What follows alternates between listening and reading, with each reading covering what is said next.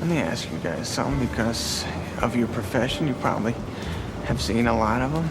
Does size count at all, or is that just some weird thing guys think about? All right, you see, this is where Gene and I always get into a heated debate. I like them when they're really big. And I think it's better when they're enormous.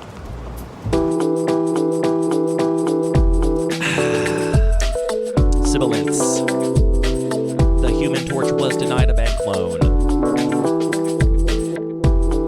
Hello and welcome to Lucky Paper Radio. My name is Andy. I'm here as always with my co-host, Anthony. Has been forced to disclose his donation from Mark Rosewater of a big mansion Maddox. I don't know what's happening. What? Clarence Thomas got some illicit donation from some Republican lunatic billionaire. Mm-hmm. I'm implying that this podcast is like the Supreme Court of the United States when it comes to Cube, and you've been bought off by Mark Rosewater and haven't disclosed it properly, and now you're being dragged in the media. This is too much of a stretch for me. I'm so confused. What you're always coming on here. What am I being bought off to do? Oh, you're always coming on here defending the color pie. Defending the color pie, yep. Oh, yeah, but green shouldn't get exile removal at 1 mana or whatever. Yeah, I absolutely would say that. Because I'm being bought off. In the pocket of Big Morrow. Big Morrow. Yes, Sadie, I know. I'm aware. She's cute, Are you going to be a bad girl? Do you have to go upstairs?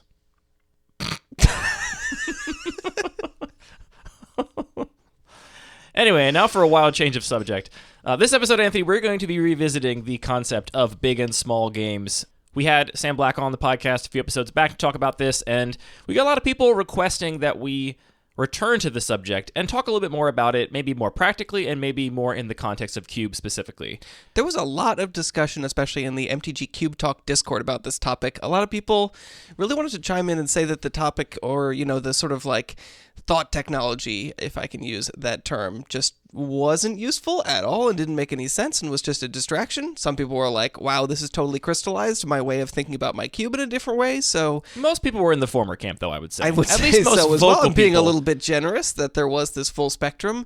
Yeah, I mean, it's interesting to me because I thought that sort of the core idea of just like, yeah, there is like synergies between cards that either try and push the game in terms of a high resource or low resource game really makes you think about this sort of core concept of these sort of emergent synergies in a different way that I thought was very powerful. So yeah, it's interesting that a lot of people it wasn't really working for. So I know that you've been doing some theories as to why, which we'll get into. I'm looking forward to them. I know you've also been doing a lot of sort of technical analysis on some cubes here. You just sent me some spreadsheets and some graphs. Does it count as technical analysis? I'm just arbitrarily applying numbers to things. But yeah, it's got a spreadsheet. It's very technical. It looks very technical. It looks extremely technical. Trust me, I'm going to be critical about this later, but for now, I'm excited to hear what you say in terms of bring a little bit more of a concrete definition to some of these terms that maybe can just sort of bear out if these are actually useful terms or not for us as players and cube designers. You already have a lot of critical feedback about this. I can't wait till we get to that point then. That'll be interesting. First of all, if you haven't listened to the episode with Sam or read Sam's article or you haven't heard of this idea before, this concept is basically describing different types of games of Magic. Ones that are high resource for both players, which are big games of Magic. Resources in this case is permanents in play, cards in hand. Amount of mana. That comes kind of directly from the number of cards in play. Yep. Yeah. Mm-hmm. Also, like things like, a thing on an adventure is effectively a card in your hand. Sure. So, those are the resources we're talking about, right? Yeah, and I thought was really interesting is sort of the way that he started this article was saying, we talk a lot as Magic players about card advantage. Yes. And the two sort of example cards, because they're really like even parallels that he sort of used to describe this topic, was Elvish Visionary and Elderfang Disciple, which are both 2-mana 1/1s that when they enter the battlefield, change card advantage net towards your opponent in the same way. Elvish Visionary draws you a card, Elderfang Disciple makes your opponent discard a card. So in a lot of ways, if you're just talking about card advantage in a pure sense, they are the same card. But the fact that they actually have different impacts on the game and really fit in different strategic contexts is another sort of meaningful layer to this idea of card advantage that I think is really a powerful concept. Yeah, card advantage gets talked about ad nauseum, right? You hear 2 for 1 is thrown around so much, like people describing cards like that as you get 2 things for 1 card, basically. And ad nauseum is a great source of it. That's true. Ad nauseum does produce a lot of card advantage. Here's where I think people get tripped up.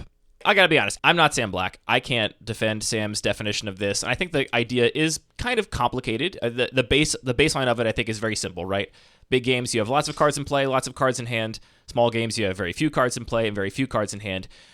Where it gets tricky, I think, is what that means. And I gotta be honest, I think compared to other Magic thought technologies about card advantage or about tempo or whatever, I think this one is actually not that useful from a like competitive player perspective, right? I think a lot of people's pushback on this terminology was like, well, what does it mean to be a big or a small game? Like, I'm playing Goblin Rabble Master in my aggro deck. That makes the game bigger, but you're saying this deck wants a small game. Or I'm playing Wrath of God in my control deck, and that makes the game smaller, but don't control decks want big games? Like, they're kind of pointing out that the big and small axes don't really always align with a particular strategy, or especially with like card power level evaluations, right?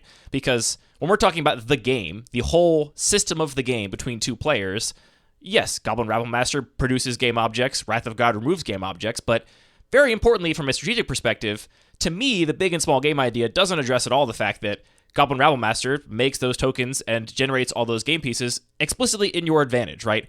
As compared to something like Howling Mine, which is used in the article as an example of another big game card that just is asymmetrical, making the game bigger on both sides. Now, there are some decks that want to make the game bigger on both sides in a Howling Mine style way, like the anecdote that Sam had about the original Jace Planeswalker, where in the blue-black Fairies mirror in Modern back in the day. But that's very different from just having a card that, like Goblin Rabble Master, that just generates a ton of value, right? Over the course of a few turns, it generates a ton of different game pieces and makes the game much bigger. And so I think what I really see this as is a distillation of the idea of card advantage and applying it to the entire system of the game in a way that I actually don't think is as useful for an individual player. Because as a player, you don't really, at the end of the day, care about the whole game as a system. You care about winning, right? And so if you can generate a bunch of game pieces on your side, even if you're otherwise a small deck, you probably will play a card that can do that, right? If they printed cards powerful enough that pushed your deck in the opposite direction in terms of game size that you expect it to want to be, you would still just play the better cards, right? Because at the end of the day, it's a zero-sum game. You're trying to kill your opponent. I think this technology is actually so much more useful as a cube designer who cares about the entire system compared to a competitive player who, yes, I think if you're a competitive player, understanding card advantage is, I think, more important, frankly, than understanding big and small games, because card advantage tells you more about the actual progress of the game toward conclusion, or the advantage you have over your opponent, or the disadvantage you have relative to your opponent, whereas big and small games doesn't always inform that as directly in a I'm trying to win the game lens. It's interesting. I actually felt almost the opposite, and I feel like maybe this is just sort of a difference in the way that I approach the game to a lot of other people that are, just better players, more experienced players, where this idea of power level and just how effective cards are often ends up being the main focal point, whereas I'm much more sort of just interested in, like, the systems abstractly because, I don't know, I'm a nerd like that. But this idea of Elderfang Disciple and Elvish Visionary are not the same card. If you just had a deck that was a 50-50 mix of each, that would not be a great deck. But if you end up skewing to one direction or the other, the deck becomes more effective because every Elderfang Disciple is stripping better resources from your opponent. So they actually have this inherent synergy of making the game smaller by reducing game pieces, by reducing resources. That makes perfect sense. And on the other side, saying, well, the more Elvish Visionaries I have, the more I can actually build a gameplay around this big game plan where it's about high resources, where I can actually use this card like Overrun to just end the game in a way that Elderfang Disciple maybe not, because it's not drawing me into lots of resources. There's sort of this inherent sort of structure of, do I care about having lots of resources versus not, which is also very complicated by the fact that if I'm trying to use Overrun, maybe the point is I actually just don't care about what my opponent is doing. I'm trying to generate a bunch of resources so I can make this one card really stellar. Right. And that trips up a lot of people that are maybe thinking about the game in a different perspective. Because obviously they would say, well, what if you just printed a card that said 2 mana 1/1 enters the battlefield, your opponent discards a card, you draw a card. Yeah, that muddies the whole mixture, because it's like, well, that's just a better card but doesn't care about big or small games, so why is this useful thought technology? And of course, yeah, like, it only makes sense as long as we are looking at these sort of discrete axes and talking about sort of the relative situations. Obviously, you can just dial up the numbers on any card and make the whole sort of abstract concept not make any meaningful sense anymore. Yeah, I'm definitely not trying to say there's nothing that can be learned from this concept to apply as a competitive player trying to get better at a certain matchup, or at least as a very medium player. I think it's like it's a layer of abstraction that I think most people don't care to get to, right? Like, most people just care to say, like, the literal thing of, I have overruns in my deck, so I want cantrip and creatures, right? Sure. And, like, that's the explanation for why you don't want Elderfang Disciple. not this abstract theory of big and small games. It's just that these cards interact in this way, and that is good, and that is like obvious and plain to me, and so that's what I want to be doing. Yeah, and probably a lot of Cube players will get better mileage out of just having better card evaluation and just taking the better card out of every pack and putting the cards that, synergize in explicit ways together. There's a lot of mileage to be had there, so I think maybe there is just a lot of interesting theoretical space here. But I definitely have been sort of thinking a little bit differently about my Cube strategies, where if I'm thinking about, this Cube leads to a lot of big games, I'm definitely going to prioritize evasion more. I'm definitely going to think about wraths in a different way. Yeah. Whereas on the other side, I might be thinking about, this is a small resource game. If, things are going to be taken out of my hand, things are going to be removed, I want to focus on efficiency and small creatures and single target removal because that's what the game is going to revolve around. Mm-hmm. I mean, this almost feels similar to what they talk about on limited level ups about sort of the rules of engagement. It really is about sort of the whole texture and shape of the games. Yes, I agree. I do think that understanding in the context of Cube, like the relative size in general of that format, which is obviously going to vary from matchup to matchup, but still there's going to be like, a sense of a range that the games can fall in reasonably, right? Like, yeah, in the same way we'd talk about, like, is this a fast format or a slow format? It's really about sort of like, what is the fastest deck you typically expect to see? It's not about every deck is the same kind of right, speed. yeah, what is that bell curve, right? How fast is the format is what turn the game ends on average, even though, yeah, sure, some games you're going to end up in a top deck war and go to turn 30 or whatever, but that's not the norm, right? That's the outlier. So yeah, I think you can definitely do that. And I agree. I've definitely had my perspective shifted on specific cards and interactions in my Cube. So like, for example, I have felt board wipes get worse and worse and worse in my Cube over time since I designed it initially 6.5 years ago, 7 years ago. And I think that is most discreetly described by saying that the format has just gotten smaller and smaller and smaller over time. You could try and go through all the different cuts and adds and say like, well, here, you cut these token-making creatures and you put in like these kinds of non-creature permanents that are better and you added more single target removal. You can like try and make all the little tiny cases for why the rafts have gotten less effective. But overall, it really just comes down to the fact that, yeah, it's a format where the games are very small now, and your opponent can kill you with just 1 or 2 creatures, and 4 mana to remove 1 or 2 creatures is not a good rate here. You really want to be spending less mana to get rid of those cards. I've been dialing back pretty substantially on Planeswalkers, and Planeswalkers are not inherently big game cards, right? Like we talked about Liliana the Veil, with Sam being the like quintessential small game card. Everything Liliana does just removes game pieces from you and your opponent. It just continues to decimate the game turn after turn. But I think if you look at similar kinds of effects, right? Like we have instants and sorceries that draw cards, we have planeswalkers that draw cards, we have creatures that have entered the battlefield abilities, we have planeswalkers that make tokens, right? If you start to look at similar effects, planeswalkers tend to be much bigger game versions of those kinds of effects, right? So you could look at Liliana and say, well, this is a relatively small game card compared to just like Unburden, right? Like you discard 1 card, the card you cast, they discard 2 cards. You're now down 3 resources for 1 card.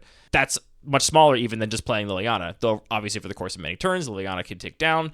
So as I've identified that I, as a player, prefer playing smaller and smaller games and want to craft an environment that is smaller and smaller, I've just started to favor the spell-based or creature-based versions of effects rather than the planeswalker versions of effects in a lot of cases. I still do have some. I still like planeswalkers because, again, some decks in my cube do want to foster a big game, right? Like it's all going to be relative the same way that like aggro is relative. Every cube is going to have big and small games inside of its own scale of what big and small games are. But if you look at a big game in the Bun Magic cube and compare that to a average size game in like a Commander cube, right? Oh boy. The Commander Cube's game is going to be so much bigger, just enormously bigger in terms of number of resources that people are playing with, just by the nature of how multiplayer works and a bunch of details like that. So it's all relative, but it describes why rafts have gotten worse. It describes why I have been cutting back on planeswalkers over time. It describes why I've been so into like 2-mana threats, just like 2-mana cards that can end the game. Stuff like Grimflayer, which on raw power level, is Grimflayer like worth a gold slot in my cube? Is it better than the 2 drops in black and green for the deck that's beating down? I don't know, like whatever. But it's a 2-drop that can be a 4/4 that generates card selection, and that's really powerful. And I just like the idea of 2 drops ending the game. That also speaks to that small game interaction where, you can put your game-ending threat in play with only 2 mana, and that is the kind of thing that a small game environment fosters.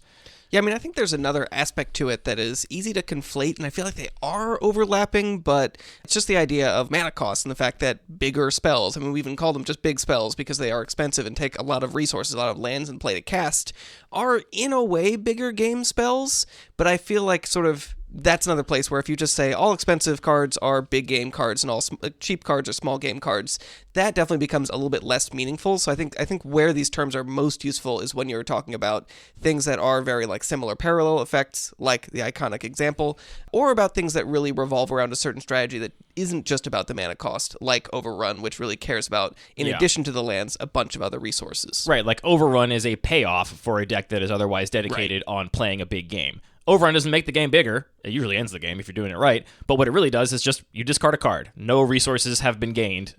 You just get this temporary benefit. So if your deck was full of just Overruns, then it wouldn't work, right? Because you're not actually making the big game that you need in order to have that payoff be viable. Yeah, I mean, which is maybe something, sorry if I'm jumping the gun here, but this other sort of complication to this is that there are individual cards that make the game bigger or smaller, but those don't necessarily drive you to want a bigger or smaller game. So there's sort of like the input and output.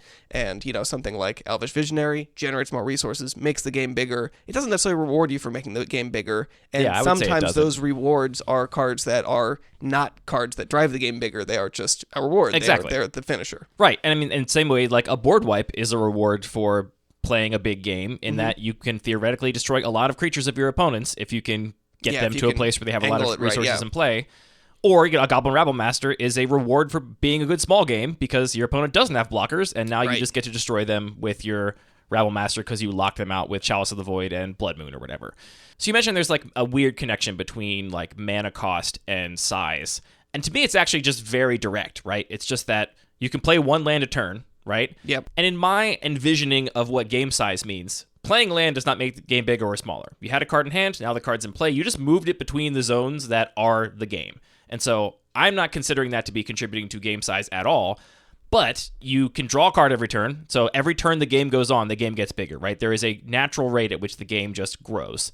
If we're mostly playing decks full of lands and grizzly bears, right, we're just going to grow the game at 1 card per turn over the entire game. That sounds like my kind of game. Until we start trading in combat, and then the game starts to get a little smaller again. So the fact that you draw a card every turn and can play 1 land every turn means that inherently cards that cost 7 mana or 6 mana, you have to have a game of at least size N, right? Where N is a size that allows you to have 7 lands in play. And that usually means you have to be at a later turn of the game where you've drawn enough cards to have found 7 lands and you've had 7 turns to play them, and then you can cast your spells. And obviously ramp complicates all of this, but to me it's like a very linear relationship. And you just basically like game gets bigger by 1 every turn, and that means that because you play 1 land every turn, your access to spells also gets broader every turn. Yeah, I mean, I agree with that. I mean, you could also say you don't necessarily want to be in an attrition-based game where you're trading resources, you're willing to, like, discard lands to make sure you're having your effective interaction. That's not the kind of game where you also want to have your 7-drop, right? Because you're not going to be able to cast it. So unless it's got Delve. Unless it has Delve. I do agree that more expensive cards are bigger game cards, but I also could see why people would say, oh, this terminology isn't super useful because they're just conflating it too exactly with just card mana cost. And we had a lot of questions on like the Reddit where people were like, I'm not listening to this podcast. Please explain what big and small games is. Like, or thanks, Reddit. Or why are you inventing new words for what just is aggro and control, right? Or like, you know, tempo of slow decks and fast decks. And it's like, that's not actually... That's a more interesting question, Reddit. Well, but it's not that, right? Right. As Sam pointed out, it is actually a totally different axis. And this is where I think people get confused and don't understand the utility from a competitive perspective, because they're like, we have all these other tools that make more sense to me to say card advantage or to say tempo. I'm a fast deck, I'm a slow deck. Like, those things feel more directly applicable to decisions about like what cards to put in your deck and how to sequence them in a game than the more abstract idea of big and small. But again, from a cube design perspective, I want games where there are just not that many game pieces, right? I don't want the boards to be huge. I don't want you to have 11 cards in your hand and have like 4 different ones you could cast and have to like figure out all the different interactions of all the possible interplays of all these things. I find that Magic is complicated, nuanced, and interesting enough with very few permanents that I'm trying to focus on those kinds of games. I may have said this on the podcast before. I honestly can't remember. I don't know where things happen, but In the game that I had coached with Brian Koval, in game 1, there was a turn where my opponent had 2 lands and a Giver of Runes in play, and I had 3 lands and a Teferi Time Raveler and a Skyclave Apparition in hand.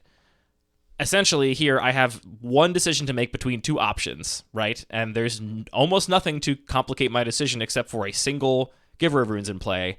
And we talked about that line and which one to choose for like 10 minutes, 15 minutes during the coaching session.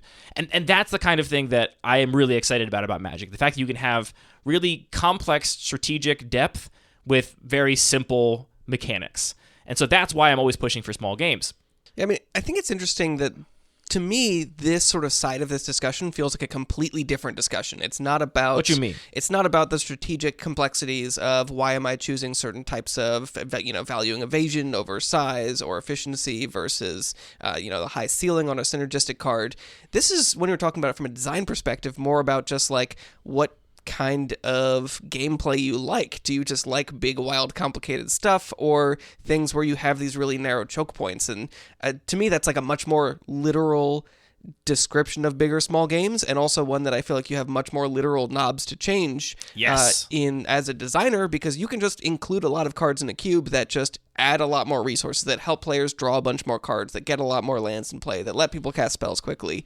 Or you can choose to add a lot of cards that trade off resources, or, trade off cards in hand, or just generally reduce the number of resources that players have. And this seems more just about like a gameplay experience and what kinds of general texture of games people enjoy, and how you can, really easily sort of change those knobs to get that experience. And that's what I think is so meaningful to me about this from a cube design perspective is we've talked at length about the density of mana fixing in your cube, or the density of removal in your cube. What percentage of your cube should be removal? And we've talked about how that's kind of a hard question to answer because it's also the kind of removal that matters, and all these other questions. Yeah, and I think that's actually super useful as well, because we often say when people ask for feedback on a cube, well, it really depends on what your goals are. And I feel like that is, as much as I believe that is true, I think it's not necessarily always the most useful thing, because people don't have a good frame of reference for what that means, for what the goals are.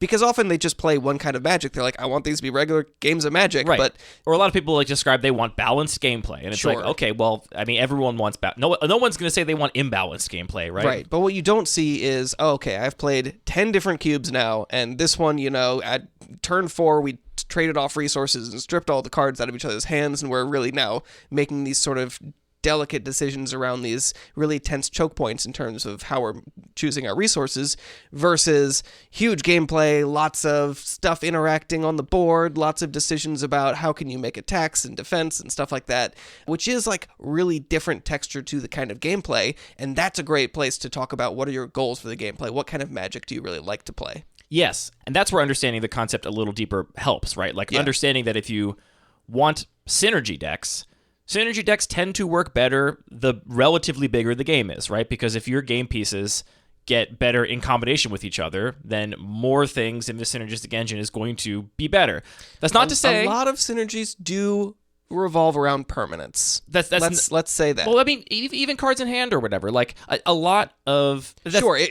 Let's say in the very literal sense, if synergy is defined by cards doing more than the sum of their parts, the more cards you have, the more they can do more of the sum of their parts. I mean, yeah, that is literally what I'm trying to say. Which sounds like it's so obvious as to not matter, but I think it really does matter, right? And having that understanding of, like, there are some synergies that are very small game synergies. It can happen. Yeah, a bunch of Elderfang Disciples is kind of a synergy. I'm just thinking Ren and 6 and Strip Mine, right? Like, yes, that's a good small game synergy, and that's going to lead to a very, very itty-bitty tiny game where your opponent doesn't get to do anything, and you can kill them with, I don't know, a ham sandwich.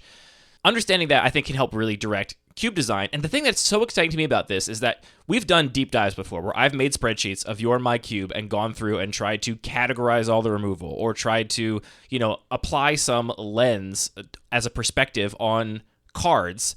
And it's always fairly subjective, right? Like the categories I put the removal into in our removal episode, as we talked about at length, were fairly subjective, and I was consistent, at least in my subjective application of them, but it couldn't really tell us anything concrete. I think it is so much easier to go through a cube list and just say in a vacuum, does this card make the game bigger or smaller? A card in hand, a permanent in play, or a card effectively in hand, again, like stuff on adventure. Those are the resources we care about. and anywhere else, in Exile or in the Graveyard, we're going to say is out of the game. You can go through and just literally apply a number to every card in your cube, and it's, I think, very direct. Like I originally had a column in the spreadsheet for like notes if I thought it was ambiguous how much value a card would create.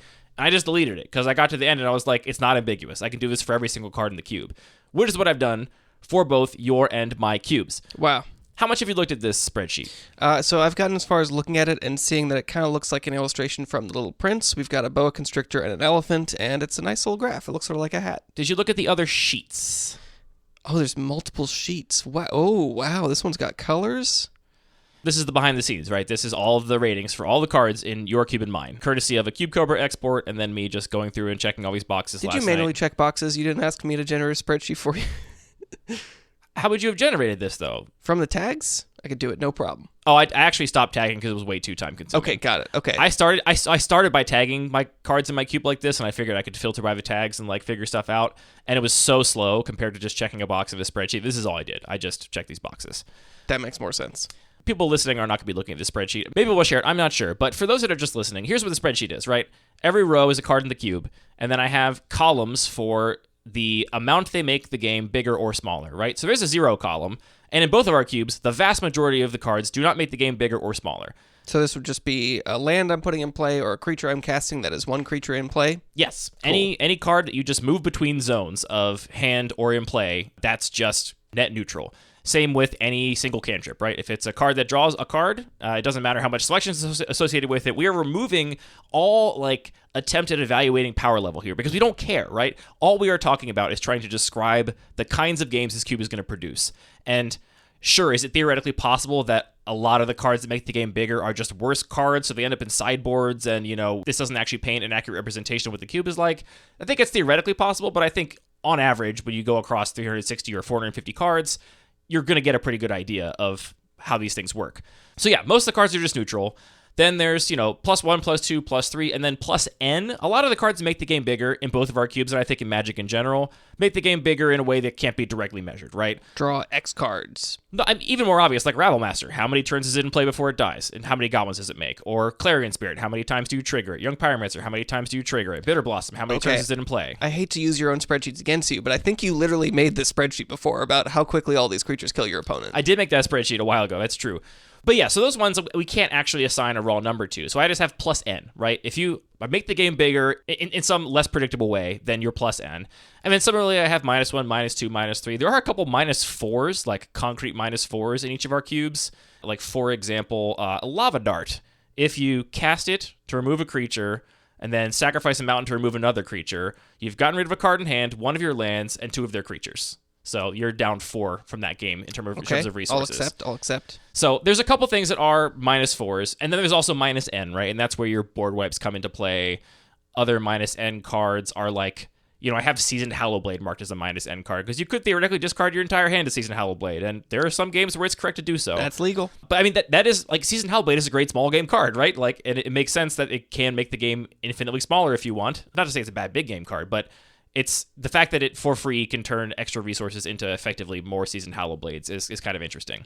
That's the other thing, is we're not taking into consideration, like, if I'm discarding a card to Seasoned Hallowblade, it's almost always because I'm trading with an opponent's creature. And so you could say that's actually not going down a card, but we're not going any layers deep. We're taking the card text very literally and seeing that Seasoned Hallowblade allows us to discard cards from our hand. So we can discard as many as we want. It can make the game n number of resources smaller.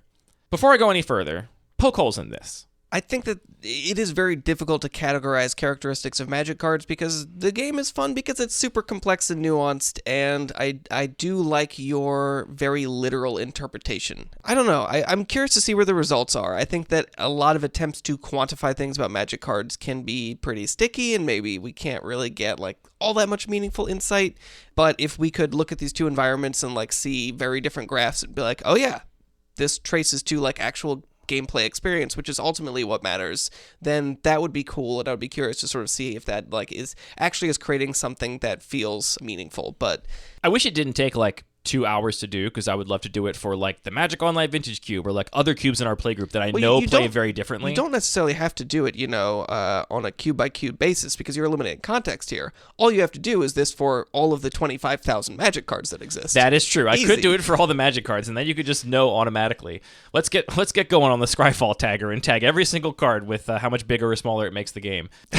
Look, I mean, it's possible. I agree that quantifying Magic cards is really hard, and I was excited about this because it felt like by far one of the most clear ways to do it of any way we've talked about, right? So much clearer than trying to bin removal in hard removal or soft removal or temporary removal or whatever. So much clearer than what counts as an aggro card versus a mid-range card. Like, when is your deck slow enough to become a mid-range deck? I don't know. All these lines are very blurry. And those all, I think, take a lot of context. They do. And this is hyper clear, right? Like, there's nothing in here that I think doesn't make sense. The closest I could come to an example that I was like, does this really count was I have Swift reconfiguration in my cube, which, according to my strict rules, is just neutral. You take a card from your hand, you put it into play. It also really substantially modifies one of your opponent's permanents and mostly nullifies it. Literally.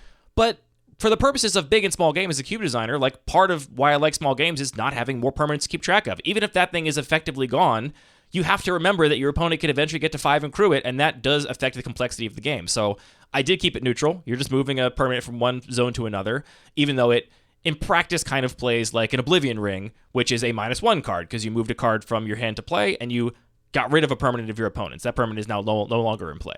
Exile doesn't count.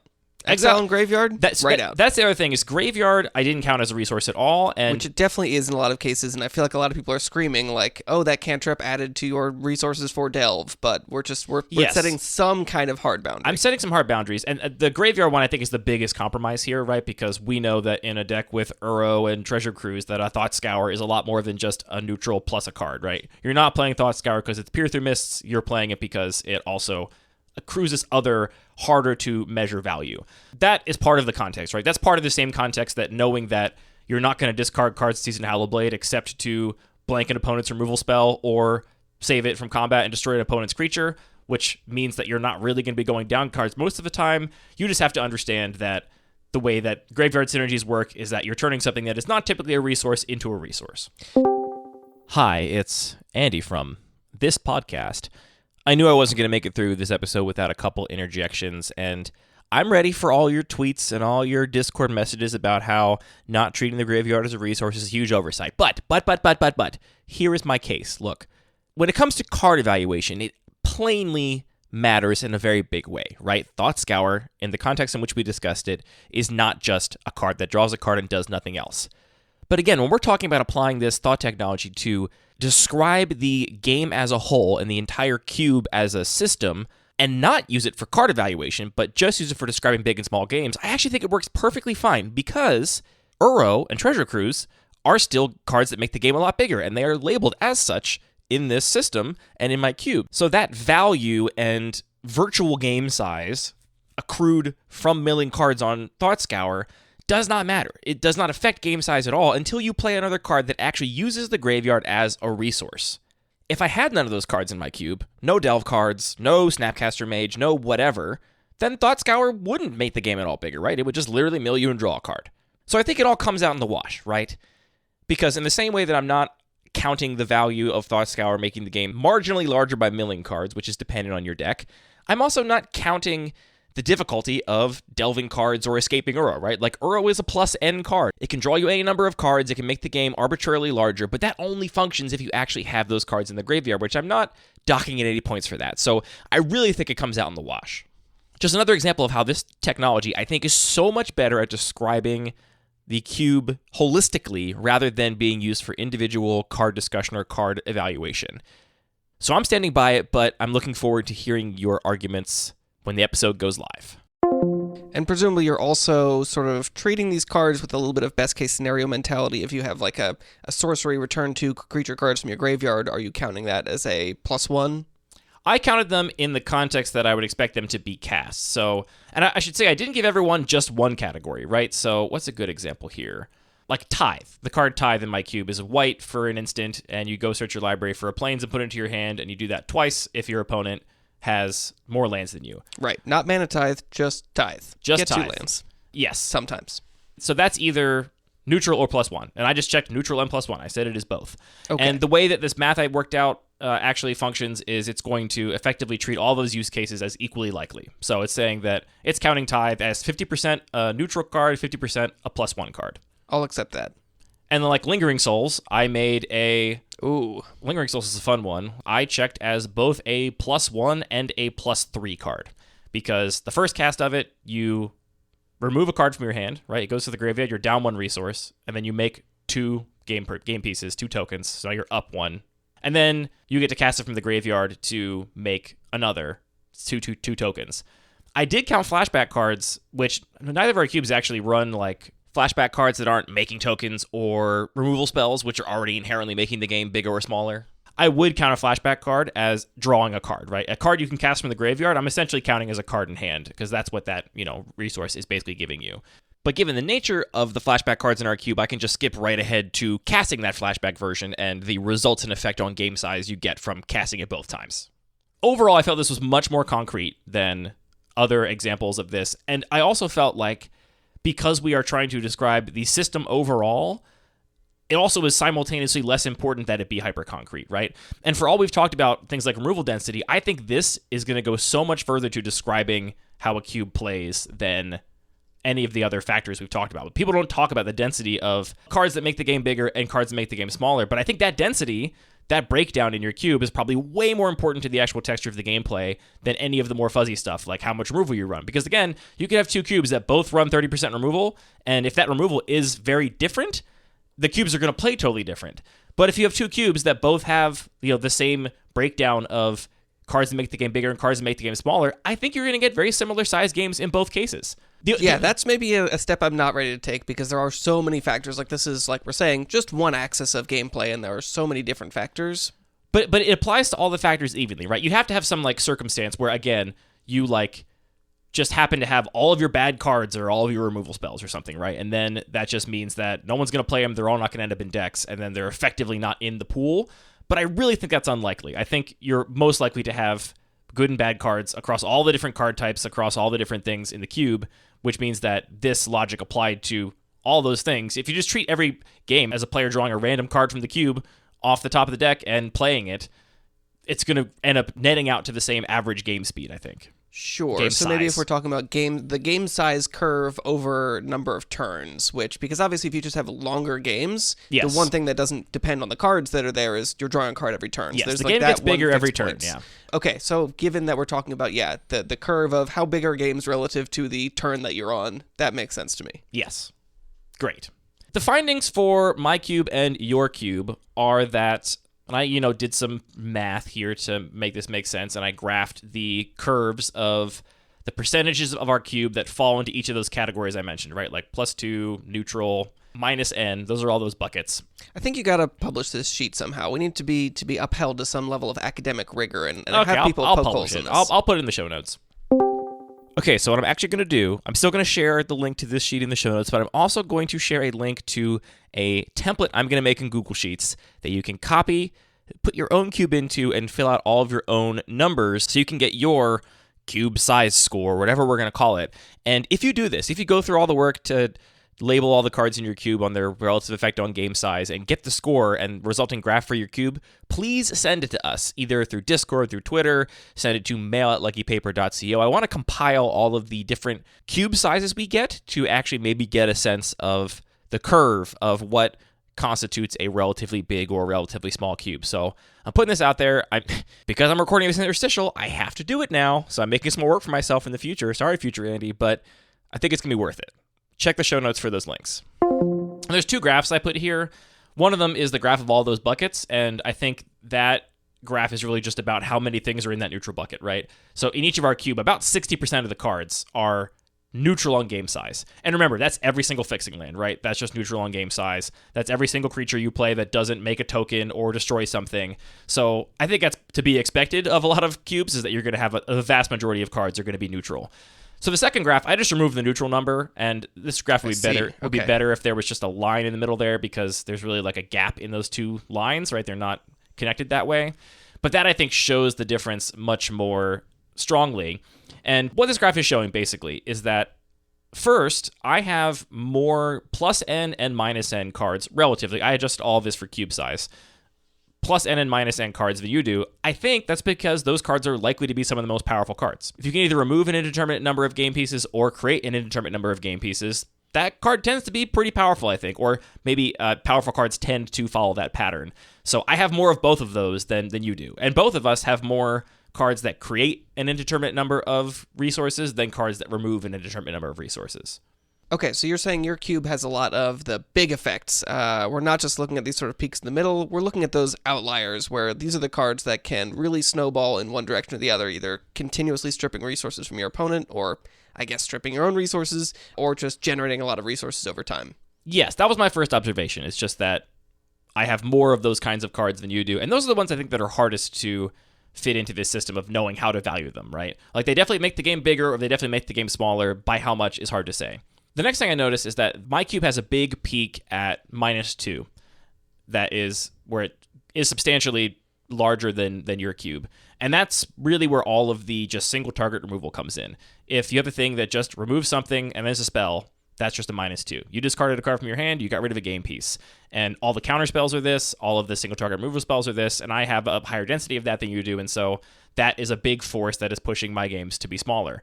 I think a much bigger force, for example, like this is a great example of like it goes so much further, I think, to make your game smaller to have just a higher density of single target removal rather than having like 4 more board wipes, right? Like if board stalls are a problem, putting in more board wipes, unless you put in a ton more board wipes, I don't think it's going to have anywhere near as big of an effect as just putting in more single target removal to... Yeah, so this is where I'm having to shift my sort of usual conception of card advantage that these -2 cards, these aren't 2-for-1s, these are 1-for-1 interactions. Yes. They are 2-for-1 for the whole game to be down 2 resources. Yes, these are all to the game system at large. Right. So and in sort of Sam Black's terminology, these are cards that are, in a way, voting for a smaller game. They are saying, I'm playing this, and I'm going to expect to put this card into decks that have a strategy that's going to benefit from there just being less resources available to the game overall. Yeah, and all the discard spells too, right? Which are Thoughtseize, Duress. Those are also -2 spells. So that, I think, is a difference that's demonstrated here. And I think is a big contributor to why I do think games in my cube are a bit smaller than games in your cube. But I don't think by that much, honestly. I don't think your cube is a very big game cube. Like, I just checked my spreadsheet when you said we play all these cubes. And I've played 21 unique cubes this year so far. Since January. That's kind of... I think you probably have played a couple more than me. If you kept track, I think you'd even have a bigger number than me. Of all those cubes we've played, I think that the regular cube is either somewhere in the middle or maybe even leaning on the small side of games for most of those cubes. Don't you say that. It's right in the middle. Okay, sure, it's right in the middle. You got it. And then the other big difference here is at the +1 spot of the curve, you have considerably more that are +1 to the game size. And these are basically things that enter the battlefield and make 1 token, is most of these things. Yeah, it's funny because I definitely feel or divinations. That's something that draws 2 cards is also a Sure. +1. Easy 2-for-1s is like not something that I think I deliberately push. I think I do push away from that, if anything. But yeah, when you say all the token makers, that definitely makes a lot of sense. I have a penchant for putting some tokens in play. Yeah, and to be clear, you have substantially more than I do. You have 10% of your cube is cards that are +1 to game size. So it's only like 45 cards in the entire cube that is +1 to game size. I have 5.5% of my cube, which is +1 to game size. So we're talking like 18 cards that are going to be +1 to game size. You also have a couple more at +2 than me, but then again, I shoot up at the +N, and I have substantially more +N cards than you. So how that affects the net game size is hard to say. I did, for fun, summarize all of these things into a just size score for each of our cubes. And what I had to do for this was assume a value for what that N is that we're talking about. And I think 1.5 is the best number to use.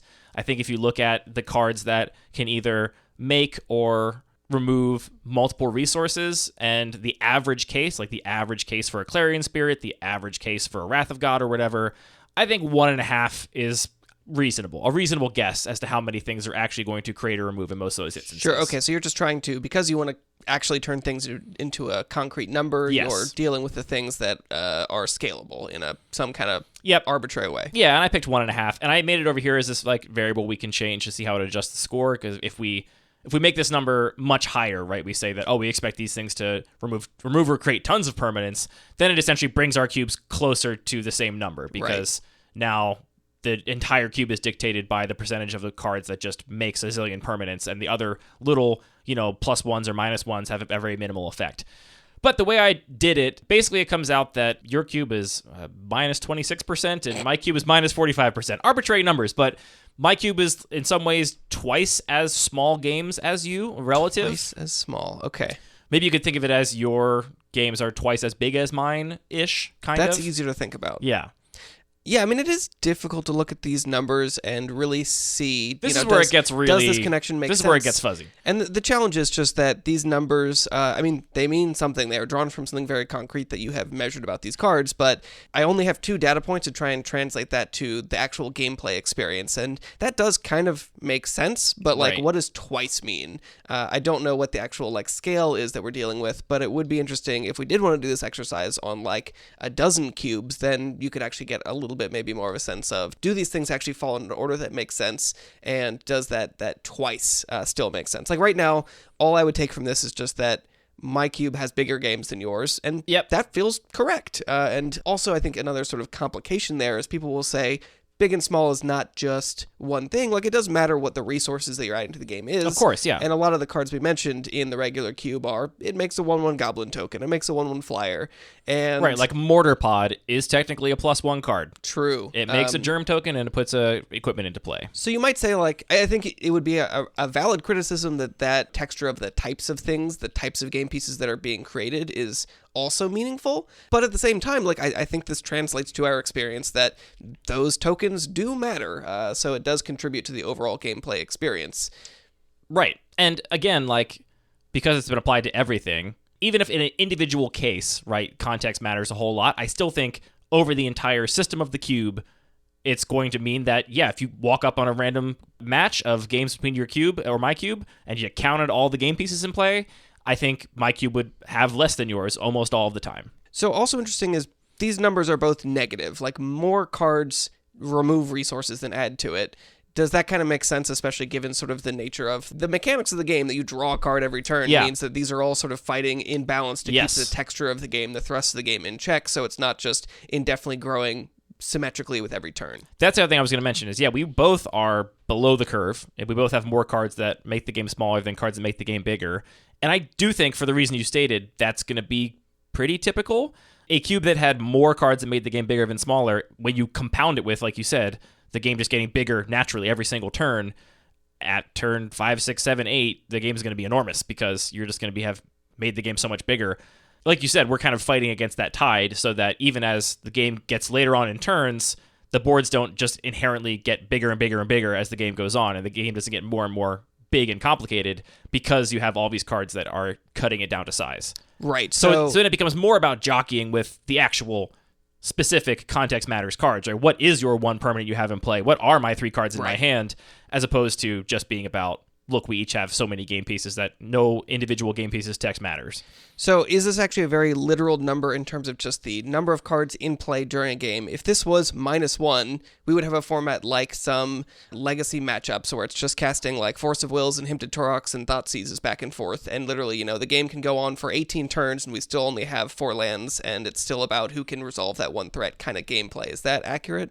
I don't know Maybe not my description of a legacy match so much, but the idea that just we can have these kinds of games that go on very long and still just remain a very small game, and -1 is literally no resources are added to this game. We're perfectly balancing out the card we're drawing. That's what I don't know. The numbers are arbitrary. I could just take this number and multiply both of them by 50, and it's a new number now. Is literal. You're saying on average, half the cards here are removing 2 cards from play. So what I'm doing is, for the raw size score, I have just subtracted... Ooh, my raw size score, huh? For the raw size score, I've just subtracted the game making smaller effects from the game making larger effects, right? I've just essentially, if it's a +2, it gave +2 to that number. If it's a -2, it gave -2 to that number. Right. And then the ends, I made 1.5 for this exercise. So that's where those raw numbers come from. I think that doesn't tell the whole story because that doesn't take into account the neutral cards at all. They're just not even present. And the neutral cards are going to be most of the cards you're going to draw, right? If you If you Right, only okay, had so two all of cards in the those are whole still- cube that just made one card makes the game bigger, one card makes the game smaller, or you have, two cards that make the game smaller and the rest of the cards are just neutral in the entire cube, obviously it's not a super small format, right? Because you're just playing neutral cards every single turn. So for the adjusted score, I divided that raw size by the number of neutral cards in the cube. I regret not missing. There was a really good Alice in Wonderland joke that I failed to figure out and get in there. Yeah, that's a good point that we're not taking into account. Specifically adjusted for cube size. So Right. So that number, I don't know what it actually is. It is sort of arbitrary, but I think there is a way that we could sort of, factor in all of the cards in a way that it could be very literal and tied to exactly what is the average impact of each individual card. And it did make a difference here, right? Like, the raw scores, yours was like 2/3 of mine. And again, we're talking negative values here. And then when it was adjusted for the number of neutral cards, it was more like half of the Bun Magic Cube. Okay. So it did make a difference. So did we learn anything? Did we learn anything? So I think we should try and summarize here. I am excited about big and small games as a thought technology. Okay, yeah, sure. Because I think It's not that you're experiencing totally new games of Magic now, because these have all been happening. It's just a new lens of thinking about these games. It's a new lens, and to me, it's a lens that is especially useful as someone who cares about the overall environment, right? Like, as not a player, as the cube designer, I just care about the texture of the games, and I think this goes so much further to describing the texture of those games and what things matter and how individual cards are going to perform, right? In the example of how good is single target removal? Well, if there's only a little bit of it and the cube is full of cards that just make the game super huge, then it's not going to be that good because you're only removing some small percentage of all the many resources your opponent has available to them versus a Wrath or, something that is an area of effect spell that can remove multiple things. I think it goes so far to informing that it feels like a thing we as cube designers should adopt as like, what is card advantage to competitive players? I feel like big and small games should be to cube designers because we often talk about, like, you say this all the time, right? Like, oh, well, Treasure Cruise is so good because it's 3-for-1 or whatever. And you're like, well, sometimes your opponent casts Treasure Cruise against you, right? Like, cube is all self-contained and relative, so it doesn't make the cube better to put Treasure Cruise in it. It's all just entirely relative. But what is true, no matter who's casting the Treasure Cruise, is that the game just got 2 permanents bigger. You discarded 1 and you got 2. You got 3. So, positive 2. Yeah, and I think where that's meaningful is that if you just say, well, yeah, Treasure Cruise is just great, it's extremely powerful in whatever particular context you want to select, and just say it ends the game, then sure, that doesn't really matter. But you're probably going to be talking about Treasure Cruise in a context where it is somewhat in a realm of playability where it's not just a huge power outlier, which means your opponent is probably also going to have big sources of card advantage to balance that out. So I think that is, again, meaningful to say, like, yeah, this is a card that's making bigger games, and it's probably here because you're also including plenty of other cards that are also making the game bigger, such that that card makes sense here. Well, the other thing about Treasure Cruise is cards with Delve on them are excellent in small games because if you have cards that are removing permanents from play and putting them in graveyards... We can't talk about Delve. Delve is right out for this episode. Well, I honestly think that's why those cards are... It's one of the reasons those cards are broken is because you get to play a game where you are playing a bunch cheat. of... It is like you get Elvish Visionary and Elderfang Disciple on the same card in a way. Yeah, sure. Yeah. I'll take that quote out of context. Treasure Cruise is Elvish Visionary plus Elderfang Disciple. Except it's Anthony also Maddox, 2023. like 2 other Elvish Visionaries and no Elderfang Disciple.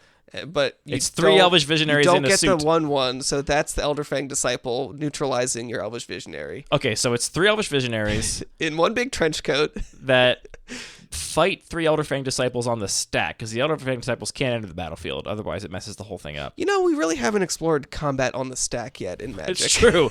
When will we explore combat on the stack, Mark? We don't need battles. We need combat on the stack.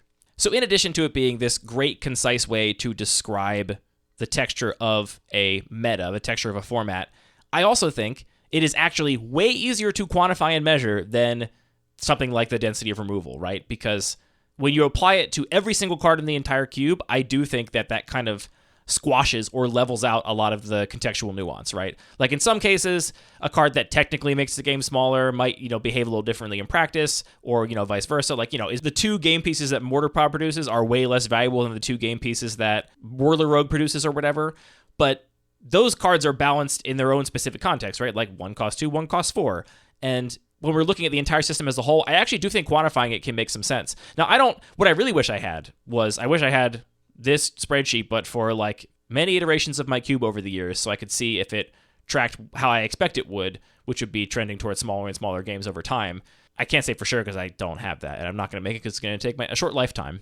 But even just seeing this analysis, if you can go so far as to call it an analysis, does reinforce my lived experience playing R-Cubes a fair amount, and it also helps me contextualize why I like some cards over others, right? Like, I've been cutting down on Planeswalkers. One Planeswalker I still really like is Nissa, Who Shakes the World. Guess who doesn't make the game bigger at all? I don't know. You got me. All she does, right? Like, she's a card from your hand is now in play, and then she transforms permanents into other kinds of permanents. So Nissa, Who Shakes the World does not introduce more game pieces ever. Not counting the ultimate. This is goodness. You shouldn't have said that. This is the only thing people are going to ask about now. You've become the topic of the week. I mean, it is really, it's a really stark example of why this is so abstract and so system level, right? Because obviously a 3/3 is way more valuable than a land, right? And your land's tapping for 2 doesn't make him worth 2 lands. I don't know. We're not talking about that right now. We're just literally talking about the number of game pieces that you and your opponent have access to. And Nissa does not affect that number. She changes the nature of those game pieces, but it's not like you're going to have some giant sprawling board state because of Nissa, because that's not how it works. You can't make more game pieces with that card. I think we're going to need another follow-up episode because you're losing me a little bit here. A couple other interesting examples I just wanted to highlight. Other cards of mine that have been favorites for a long time that I maybe couldn't explain why they were favorites is like Collective Brutality. Talk about a card that makes the game smaller. Collective Brutality just says small, small, small, small, small. You can make your hand smaller. You can eat some things in play. It does so much to make the game smaller. Take stuff out of your opponent's hand. It's a big, small game card. Same with Lava Dart, which was mentioned earlier. Also, the pitch counterspells are -3, right? Like, they take 2 cards out of your hand and 1 card out of your opponent's hand or off the stack, however you want to look at it, which make the game a lot smaller. Daze, interestingly, doesn't. It just moves a thing from play to your hand, which doesn't actually change the size of the game. So it's still -2 because you 1-for-1'd your opponent, basically, and you both lost a resource, but the bouncing of a land doesn't affect game size. This really makes me think about Gush. Gush is complicated. We can't talk about Gush. Okay. Do you have any closing thoughts? I don't. You've shaken me a little bit with your with Nissa Who Shakes the World. Nissa Who's Shaking Anthony. It's definitely. I mean, these things do get complicated. It does get to a point in games where some resources are just not as important as other resources. Whether that is, we just talk about, is the choke point in this game the mana? Is it about getting cards in play, or is the choke point about how many cards you actually have access to? There are so many other aspects of Magic, and we're just trying to quantify one aspect of it in order to give some sense of how different environments play out. So, yeah, I mean, it's not concrete, and it is not absolute. It is not the only way that makes sense to talk about these cards, but it is one lens that I think does make sense. And I would argue it is absolute. It does not perfectly describe the underlying nature of things, right? Like, this literally makes no game pieces. That's just a fact. You can, in each specific application, talk about, like, part of the reason I would have said I liked Nissa Who Shakes the World prior to applying this lens is I'd be like, well, yes, she's a planeswalker that, ticks up to make creatures, but those creatures are also lands, which means that removal spells get better for your opponent, and, like, that's part of why I like that tension with Nissa. Or, they also tap for 2, so now you kind of want to use them for mana, but also you kind of want to use them for creatures, and you actually get to do, that part. You actually get to do both because they have don't vigilance. Worry about it. Well, yeah, but you can't block and also cast sorceries. Look, I would have given all these nuanced answers as to why Nissa felt more in line with my goals than like a Garruk that was just spitting out beast tokens. But the most clear and literal way to describe it is that I like small games, and Nissa does lead to much smaller games. If you are trading off your lands in combat, yes, it's probably good for you, right? None of this is addressing the power level of cards, right? Nissa is cracked. Nissa's really, really strong. She will run away with the game, but that game will not get bigger because of Nissa. That game will stay the same size. Or honestly, probably get smaller, because now you're animating lands and more susceptible to removal. You're going to trade lands off in combat. I'm curious if you're out there and you are interested in this, I will make the spreadsheet available. The only reason I'm hesitating is because I haven't labeled things, so I should probably label it so I don't get a million of the same question, like, what the hell is this? I just did it from my own brain. So I'll label some things and make it public. And if you want to do the same exercise for your cube, I would love to hear if you do come across some instances where you don't think you can apply a literal application of how much bigger or smaller a card makes a game, and also what, if anything, you learn from doing this exercise. I definitely look at some cards differently, like a Seeker's Chariot. That makes a lot of game pieces. It sure does. It does a lot. that's one of those cards that is a card that makes the game very big, but I think is worth it because I think the play patterns are so fun. And so just having an understanding of all these things, I think is really helpful. I didn't say a phrase that's been bouncing around my head. I just have to say that to me, I think card advantage in the like 2-for-1 or like 1-for-1 sense is basically just describing the absolute value of game size, right? Like you call it a 2-for-1. You call Elvish Visionary and Elderfang Disciple both a 2-for-1 because they both give you a creature and either add or remove another resource. Right. And this is exactly what Sam is saying in his article, right? Like just said back differently, just shifting that lens and saying like, sure, they're both 2-for-1s, but they're 2-for-1s in opposite directions. And that axis that is not addressed by saying like, my cube is full of 2-for-1s. Which kind of 2-for-1, right? Is it full of unburdens or is it full of divinations? Is it full of remands or is it full of memory lapses? Is it full of Elvish Visionaries or is it full of Elderfang Disciples? There's all kinds of cards that you can just basically put on either side of this spectrum and say they're basically do the same thing, but one makes the game smaller, one makes the game bigger. And those are the kinds of decisions you get to make as a cube designer. Which of those two do you put in? Do you put both in? You know, that's just, I think, where all this kind of gets interesting. And so to me, it describes a much more profound truth that card advantage was just kind of bluntly looking at as a player, right? Like, I don't care, you know, whether it got bigger or smaller. All I care is that I got an advantage, right? Because that's what I'm talking about when I'm the player sitting at the table. I got a 2-for-1. That's what matters. When you're the cube designer and you're trying to craft the meta, what matters actually is, did the game get bigger or smaller? Yeah, I mean, it's funny because I think that card advantage is not the level 1 theory. It like actually takes new players some work to get to that point of thinking, oh, what actually matters is the relative number of resources that we have. So I love when I'm teaching someone to play Magic and they get to the first time where they ask me how many cards I have in hand, without having discard spells or anything, where they all of a sudden realize that matters and affects their decisions. It's like so fun to watch that light bulb come on. So then this is almost the next level of like, yeah, card advantage matters. That is like really important to think of your net resources compared to your opponent. But then when we're talking about what is the entire sort of nature of the kind of gameplay, there is this extra level, which almost was the level 1, and you can probably make a funny meme out of this. Yeah. So we'll see if this makes people understand this concept more or it makes people have more questions, because I'm dropping Nissa Who Shakes the World bombs at the end. Because again, like as a player, you absolutely care that Nissa is like what Nissa is literally doing, right? And you can argue that a 3/3 is so much more valuable than a land, that it's effectively creating what seems like a new permanent, right? But as the cube designer, it's literally not. And you can talk about the power level of individual cards as a player, but as a designer trying to look at the entire battlefield, look at the system of both players' hands, how these pieces of cardboard are interacting with each other, that is where this idea is so powerful. Powerful ideas, not powerful cards. That's what we try to do. We're going to have Parker on for the community review for March of the Machine, which is a good opportunity to mention. Our survey is still out for March of the Machine and March of the Machine Commander. As this episode is coming out, this will probably be the last week it's up, so make sure to get your responses in. You can find the link in the show notes or just go to luckypaper.co and click on the banner at the top of the page. We're going to have Parker on, of course, to discuss the results of that community survey like we always do, and I think we're going to have a long discussion about battles with Parker based on some discussion that's been going on in the Discord. But I also feel like Parker pointed out this article to us, I mean, how long ago? A long time ago. Like, I want to say 12 months, 18 months ago. And only now have I really finally, I think, digested, after talking to Sam and thinking about this more and talking about it more, exactly what that article meant. And I think Parker's just been there since day one. I think he was trying to share this with us, share this thought technology with us for the past like year and a half, and I only finally just got it. So he can gloat about that a little bit, I guess. You don't have to gloat about helping your friends learn new things. There's a great XKCD for most great moments, including when somebody, hears about something new. You shouldn't say, "Oh, you didn't know about that." You should say, "This is a great day for you. You get to learn about this new thing." It's a great day for you, Anthony. You get to learn about the current scandal surrounding Clarence Thomas, Supreme Court judge. I can't follow the news that closely. It's a great day for you. You just learned something new about Clarence Thomas. Great, thanks. And on that bombshell, that's the end of this episode of Lucky Paper Radio. All the music is produced by DJ James Nasty. All the magic cards are produced by Wizards of the Coast. This show is produced by Anthony and I, thinking really, really hard about magic cards in the abstract, and then talking about it. I love talking with you, Anthony. I love talking about magic with you, too, and also other stuff. You and I have to start holding each other to a standard.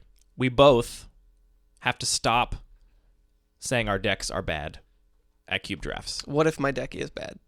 No. We have to stop. Okay. It's hard. I feel like it's especially hard for me. I'm naturally a talker, as I think people can true, tell. yeah. Like, it is not in my nature to sit at the draft table and just quietly take my cards and then, like, not say anything, build my deck, and go to round one. I'm talking about what's going on.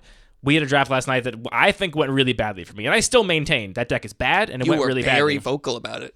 I mean, I exited pack 1 with, like, 5 playables, and then in pack 2, I was still waffling between, like, 2 decks, and never got paid off at all for the deck I was in. Like, I never wheeled anything. I think the draft was a total bomb. But I still managed to go 2-1, scrape by with a 2-1.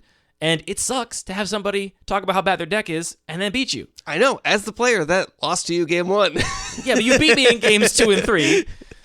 But you were also saying your deck was bad. Yeah. Anyway, we both went 2-1. We got to just stop saying that. It's true. It's hard.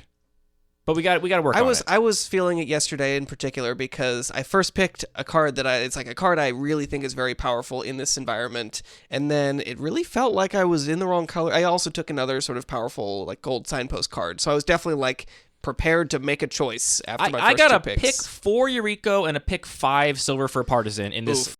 I meant silver for Master. Neon Dynasty. That's the signal. Right? That means Ninjas is open, right? And no, but then you didn't get the pick 6 because that's when you were getting all of the or not getting all the ninjas that I had started taking. Well, I mean, you taking Ninjas was part of my problem. More it was James, who was 1 seat away from me, who was not yet in Ninjas, but it decided to get into them and then just took all my payoffs. So I thought I read the signals and I just got totally torpedoed. Yeah. I mean, yeah, and then the disappointment for me was that then by the end of pack 2, it was like, oh yeah, if I had stuck with my first pick, this deck is so open, like incredibly open. That is exactly what happened to me too. Yeah. I had 2 white cards, and then I went into blue-black ninjas. I did not get playables for either deck, and had to play Esper ninjas with awful mana, and I scraped by some games. I mean, Esper ninjas is kind of cool. Like the fact that it forced you to play some white ninjas that is something that you just don't see a lot of. That was kind of cool. There's a reason you don't see them that much. Yeah, fair. They're not that good. Yeah, double strike. That was cool. That one's got ninjutsu for 4, though. Like, it's much better to cast that card than it is to ninjutsu it. Yeah. Can we blame the shuffler? I don't know. Were there just some weird packs early in the draft? I don't know, but I feel like I have to be... I've gotten good about never expressing excitement about a deck, because I have felt the pain of thinking my deck is cool and good. So you have to express that your deck is cool, and then when you lose, be like, yeah, man, I was really excited about doing that thing, and I...